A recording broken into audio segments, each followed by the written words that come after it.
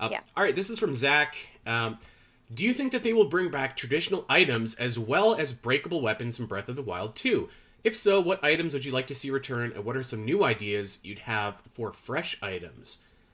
Actually, I think you're right on the money, Zach. I think there is going to be, I think breakable weapons are going to come back, but I think that what you're going to see is more items like the Master Sword or even like the Hylian Shield that um, kind of sort of they break, but not really. Like the Master Sword needs to recharge after a little bit of time. I guess the Hylian Shield does break, but you know you can go and get another one or whatever. But I think that there are going to be like maybe some more traditional items like that, like and I don't know exactly what, maybe like a hook shot or something like that, where like you can get the item and you can use it, but then if like you use it too much, then it goes into a rest period or something like that where it needs to recharge.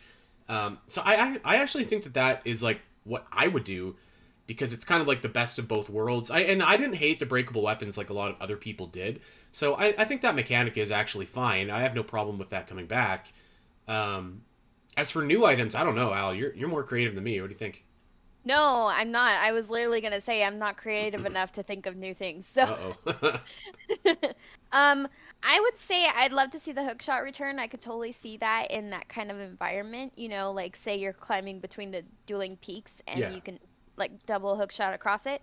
Um, but also the spinner I think would be super fun to have in that type of Hyrule.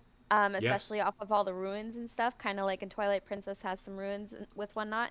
And I could see I the love the Megaton spinner. hammer fitting in pretty nicely there too. Yeah, Yeah. yeah. As for new, I have no idea. I've been playing Spirit Tracks for the very first time ever, and I've been enjoying some of those items that are they're like kind of similar to stuff that has already been introduced, but they're new-ish, and I like the way that they work and operate. So I'd like to see something like that where they could bring something that we've had before, like maybe like the Gus Bellows or like the Gus Jar from Minish Cap, something like that, but reimagined. Yeah. That's what I would like to see. As for breakable weapons, I don't mind the breakable weapons either. I'd like to see something more where you can get materials to build the weapons. I agree. I'd like a weapon crafting system. Yes. Um, there goes. Something really like in depth too, not just like, oh, grab a bokoblin piece and upgrade your sword. Yeah, you know what? You know what is a new item that I could totally see coming in is like a cane of some sorts that either like because there've been a bunch of different canes in the series, and I can never Yeah. remember what the hell they're called, but like the ones that like either build blocks or like allow you to shoot up in the Minish Cap or whatever. Hmm. So that could be something that comes back. That'd be cool. Okay, Max says. Breath of the Wild seems to me to be a deliberate attempt to merge and reset the post Ocarina timeline split. Do you think future Zelda games will follow a linear timeline from here, or might future games fit into the pre Breath of the Wild structure? Love the show, by the way. First of all, thank you for the compliment about the show.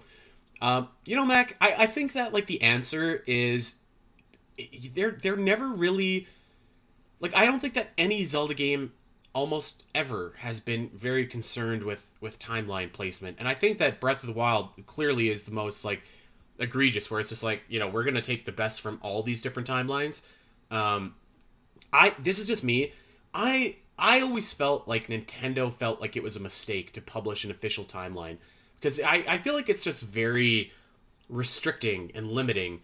And I think that with Breath of the Wild, they kind of went back to like, okay, who cares about this? And I guess like, because like you can go to Ocarina of Time and you can see like there's a specific callback to something that happened, or Link to the Past, there's a callback to something that will happen and stuff like that.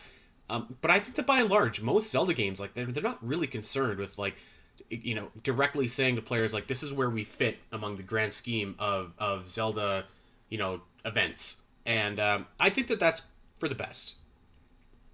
I think it really depends. I'm personally a huge like fan of timelines and stuff, especially the more I've gotten into the Star Wars franchise in the last 2 years. Timeline is very important to me because I know what else is going on in the Star Wars universe or whatever. But I feel like over the years, especially after Breath of the Wild came out, the timeline has been less important to me because I used to be really big, like really big about it. I loved analyzing what fit where. But I kind of like what they did, where, like Andy said, it's like you got the timeline that kind of branches out, and then you go like way, way, way down in the future, and it's like they all kind of branch back together. And maybe that's Nintendo saying, like that's it. We're just Yeah. gonna kind of go off of that and be a little bit more ambiguous about it. Now, if they come up with a game in the future where they fit it back into one of the three timelines or pre-Ocarina of Time or whatever, cool. I'm all for that, and I'd love to see its placement. But anything that comes after Breath of the Wild, I'm okay with that too. Yeah, I actually agree with what you said. I feel like in the last couple of years, the timeline talk has really kind of, I don't know, Weird come, out. yeah, like not a lot of people or as many people are talking about it. And I think my theory on that is because I think that like it was so important to people, but when Nintendo released Breath of the Wild, like it very clearly wasn't important to Nintendo, so then people are like, well, why should this be important to me if it's not important to Nintendo? And Mm-hmm. I guess I actually kind of feel bad for those people in a sense because like I mean the timeline has never been a thing for me, but like for the people that are into that, it might have been a little bit disheartening to see Nintendo just kind of you know brush it off like that. But Mm-hmm. yeah, I think that's probably I think that's probably what Nintendo thinks. So Yeah. all right, David Nystrom asks, what is the most Zelda-like location you visited in real life? What do you think, Al? Um, You ever been on a I pirate ship? no, I haven't, but I lived in South Korea for a year and a half, and I went on a few hikes and stuff, and it felt very Breath of the Wild when we got to the top. It was like getting to Nice. the top of the mountain in Breath of the Wild and looking out and seeing like everything. I would say that I don't know what they were called, the hikes, but I would say that's probably the most Zelda like feel I've ever had. Yeah, I live right beside the Rocky Mountains, so there's a lot of spots that could be like, oh, this looks like Zelda or something like that. There was a place when I was a kid called Fish Lake, and I don't know where. I don't even know if that's what it's actually called, but like my grandparents called it Fish Lake, and we Yeah. used to go camping there. And there was like this little alcove that me and my brother found, and it was like I was expecting like to see like some Bulbasaurs like come down or something like that, and I was like, this is a magical little creek, and maybe that place was the Love closest that it. I've seen to Zelda. So there you go.